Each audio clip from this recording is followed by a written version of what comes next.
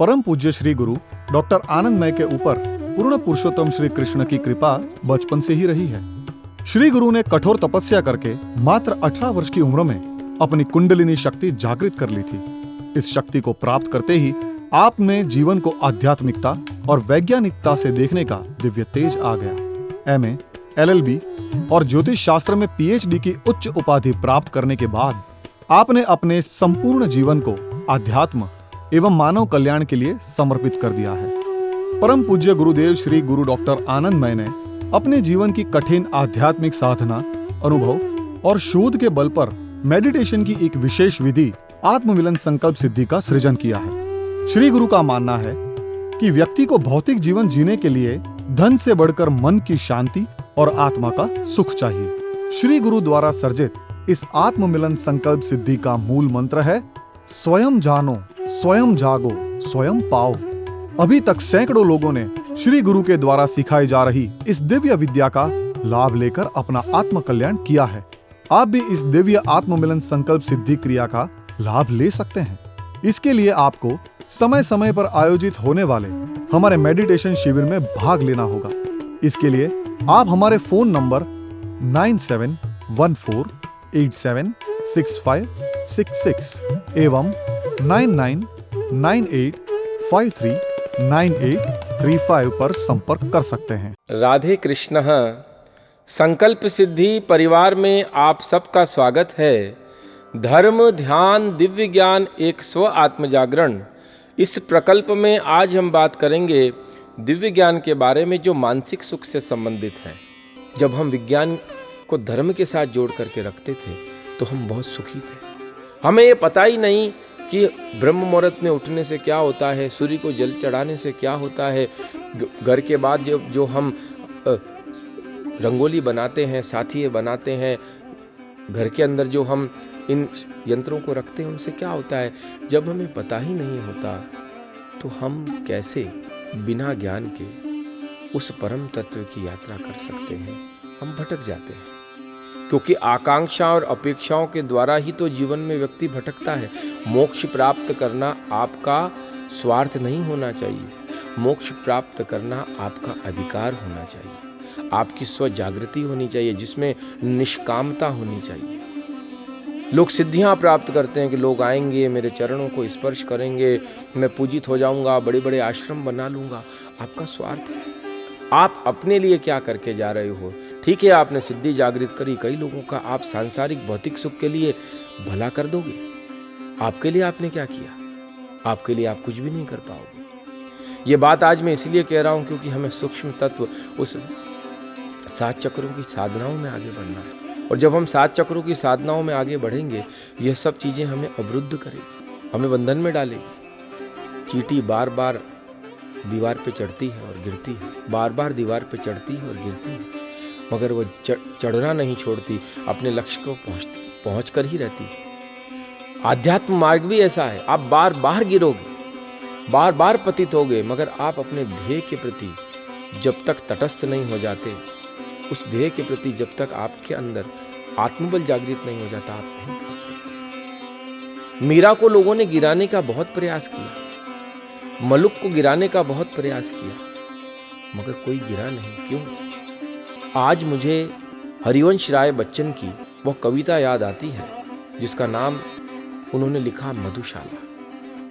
और ये मधुशाला कोई शराब से संबंधित नहीं है, मदिरा पान से संबंधित नहीं है।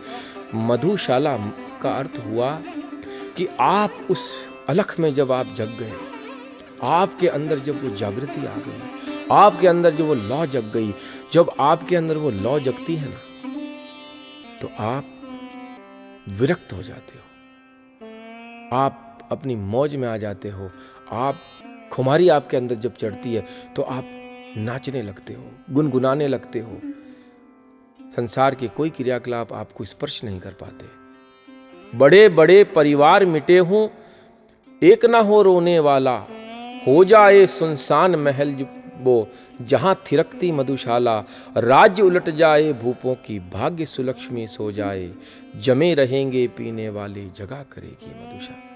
बड़े बड़े परिवार मिटे यूं, एक ना हो रोने वाला, अरे साहब, जब आप धर्म पथ की ओर, मोक्ष पद की ओर जब आगे बढ़ते हो, ध्यान की क्रियाओं के साथ जब आप अपने सूक्ष्म तत्वों को जोड़ते हो, तो बड़े बड़े परिवार मिटे हों, एक ना हो रोने वाला। आप जब मुक्त हुए ना, और जब आप इस संसार से विदा हुए, तब कोई रोएगा नहीं। आपके मृत्यु को हर व्यक्ति उत्सव मनाएगा। क्यों? क्योंकि आप अधोगति में नहीं जा रहे हो, आप मुक्त होकर के उस परम तत्व में विलीन होने जा रहे हो, और आप विलीन हो चुके हो। बड़े बड़े परिवार मिटे यूं, एक ना हो रोने वाला।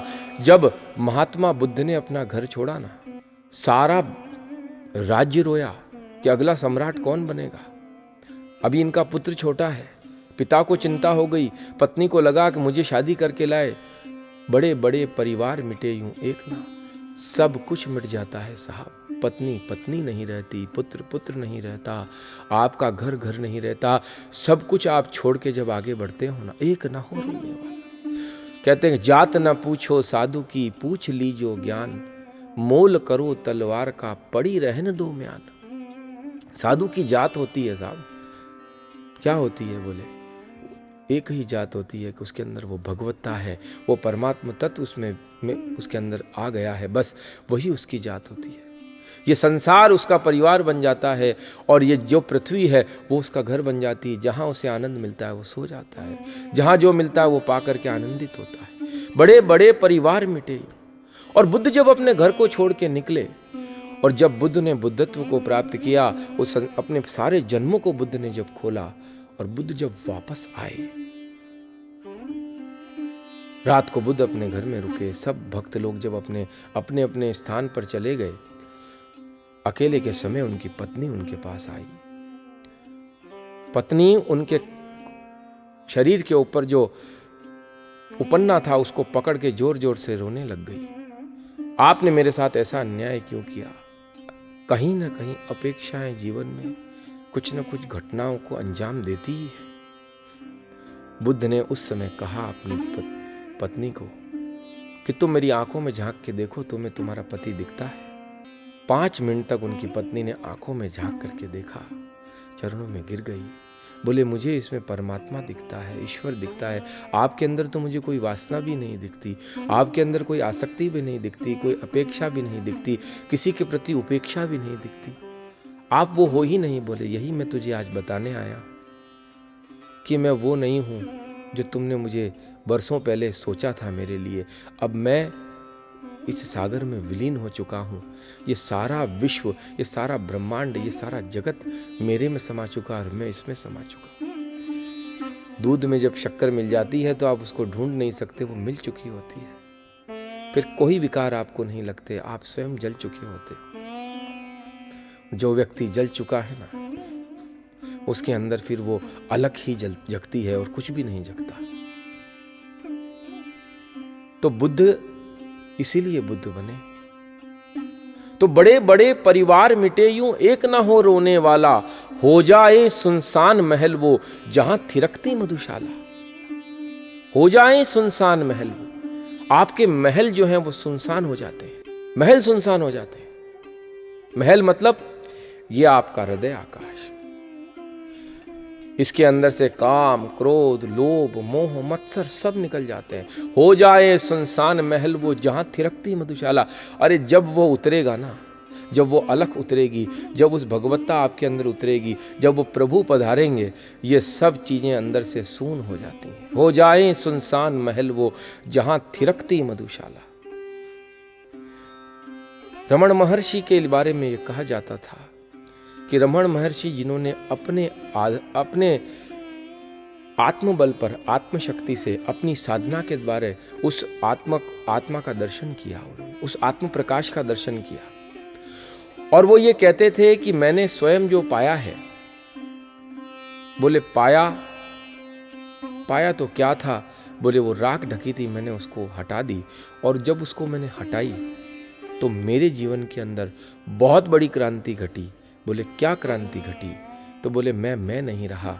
बोले जब मेरे मन में एक प्रश्न था कि हु एम आई, मैं कौन हूँ, और वही प्रश्न शास्त्र के को हम, कि मैं कौन हूँ? बोले सो हम, मैं उसी का अंश हूं, मैं उसी का अंश हूं। वो अंशी है, मैं उसका अंश हूं, मैं उसी का अंश हूं।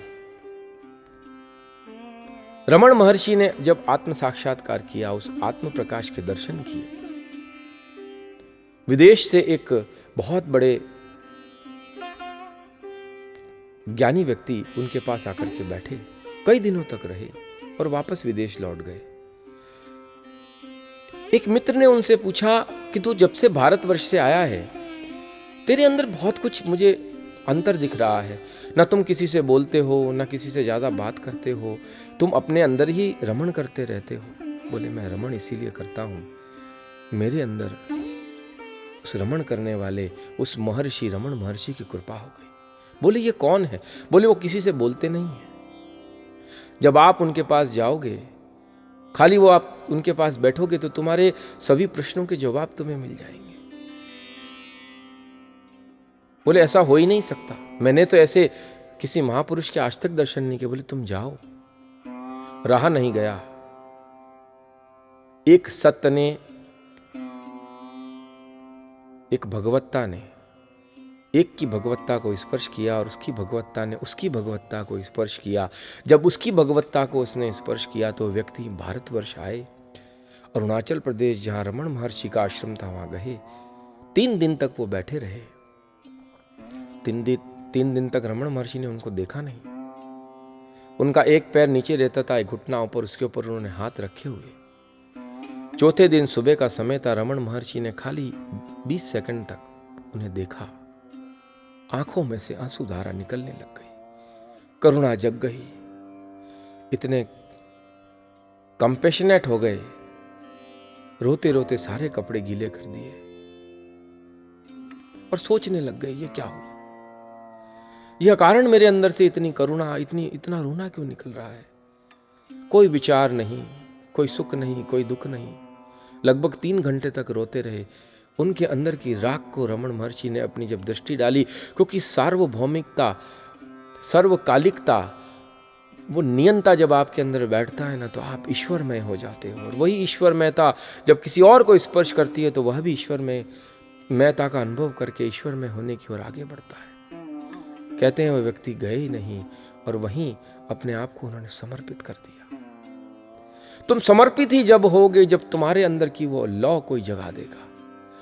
बड़े बड़े परिवार मिटे यूं एक ना हो रोने वाला, हो जाए सुनसान महल वो जहां थिरकती मधुशाला, राज्य उलट जाए भूपों की भाग्य सुलक्ष्मी सो जाए। हो जाए सुनसान महल वो जहां थिरकती मधुशाला। वो थिरकता है साहब आपके हृदय में आके, वो नाचता है। और जब वो नाचता है ना, तो समझ लो कि मीरा का संगीत आपको समझ में आता है, मीरा का नाच आपको समझ में आता है, मलुक की शराब आपको समझ में आती है, कबीर की खुमारी आपको समझ में, हर चीज आपको समझ में आने लगती है। तुम नहीं रहते, तुम वो हो जाते हो जिसकी तुम्हें अनंत जन्मों से तलाश है। और वही हुआ कि बड़े बड़े परिवार मिटे यूं एक ना हो रोने वाला, हो जाए सुनसान महल वो जहां थिरकती मधुशाला, राज्य उलट जाए भूपों की भाग्य सुलक्ष्मी सो जाए। साहब राज्य ही उलट जाता है, ना घर में मन लगता है, ना पैसे में मन लगता है, किसी चीज में। एक बात में मन लगता है कि ईश्वर की बनाई सृष्टि में उसके बंदों की कैसे मैं सेवा करूं, कैसे दुखों को मैं दूर करूं, कैसे मैं उन लोगों को सही मार्ग दिखाऊं, कैसे जो लोगों के अंदर बीमारी है उसको मैं दूर करूं, कैसे लोगों को मैं आत्मज्ञान की ओर प्रेरित करूं, कैसे उनको मैं ज्ञानी बनाऊं, कैसे वो पढ़ लिख करके इस जगत को वैज्ञानिक रूप में समझे। राज्य उलट जाए भूपों की भाग्य सुलक्ष्मी सो जाए। लक्ष्मी क्या है? लक्ष्मी आपके अंदर की जो लक्ष्मी है ना, वह आपका धन है, वह भगवत्ता है। वह लक्ष्मी जो है भाग्य सुलक्ष्मी सो जाए। सोने का अर्थ यहां यह हुआ कि आपके अंदर की जितनी आसक्तियां हैं वह सब सो जाती हैं। जो क्रोध है ना, महाप्रभु जी वल्लभाचार्य जी कहते हैं कि प्रभु ने सबको मारा, सारस्वत कल्प में सबको मारा, सबका उद्धार किया, मगर कालिया नाग को मारा भी नहीं, केवल उसको दमन किया। बोले कालिया मतलब, महाप्रभु जी वल्लभाचार्य जी कहते हैं कि कालिया मतलब आपका क्रोध।